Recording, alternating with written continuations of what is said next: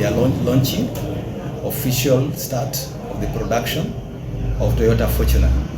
This is the first passenger SUV that is actually being produced locally in Kenya. So we are very excited, and we trust and believe that our customers will now be able to enjoy the good benefit that comes in by having a more competitive priced vehicle. Fortuner is actually the 6th model that we are doing at CFAO Motors at AVA. Initially we started, of course, with the Land Cruiser 79, the one that is known as being used by the police. And then after Land Cruiser, which started in 1977, in 2019, we actually reintroduced the Hilux single and double pickups. And then in the same year, 2019, we also started doing Hino truck and buses assembly also here at AVA. And then last 2021, we actually started doing the Hiace, which is the Matatu, also being produced locally here at AVA. AVA has a capacity to do 12,000 vehicles in one shift, right? And then, of course, it's sitting in a size acreage of about 38,000 square meters. So it has a lot of capacity. At the moment, AVA is only using close to about half of their capacity. And total industry, if we talk about local assemblies in Kenya, we actually have a capacity of 34,000. That is here at AVA. We've got KVM, which is in Thika, and then of course Isuzu, that is in Nairobi, making a total capacity of 34,000. Unfortunately, so far, we are only utilizing 34% of the capacity of these local assemblies. One thing that we've done, we've actually created employment of about 100 new engineers. Of course, indirectly, we've created about 500. Now, in this particular SUV that I mentioned, this is actually what we are calling level 2, as far as the automotive policy is concerned. In it, we are getting kits. Total number of kits that are coming in to make the Fortuner is actually about 2,000 kits, parts, that are being used to assemble a full Fortuner vehicle, right? With it also, we had an additional investment of 120 million shillings. Remember, over and above, we had already invested in some of the tooling that are common, okay? But we've now pumped in an additional 120 million.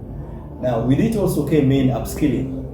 Because this is going to be the first SUV to be produced locally in Kenya, one thing that we did, we wanted to make sure that we meet the quality, durability, and reliability of Toyota.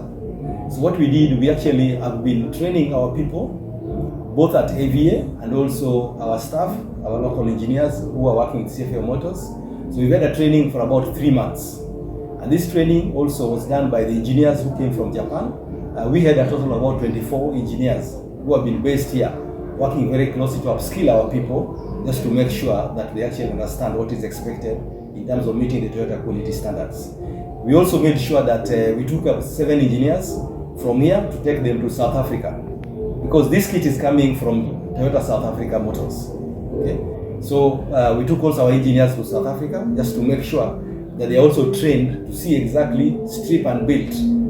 And with that, then we now started the official prototypes, which we also completed in the month of June. The volumes that we've been getting have really not been optimum for a return on the investments, right?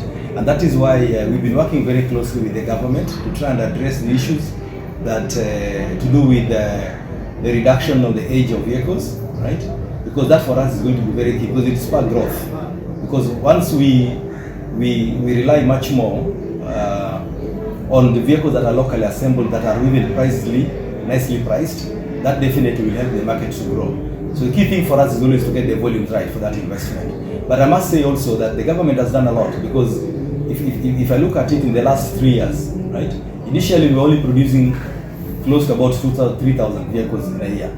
I must say that if you look at the stats of last year, 2022, actually a half of the vehicles that were sold, which is close to about 7,000, were actually vehicles that were produced locally. But the majority, of course, have always been trucks, and of course the pickups segment where we are. So those are some of the things that we are seeing as advancement. The numbers are actually growing.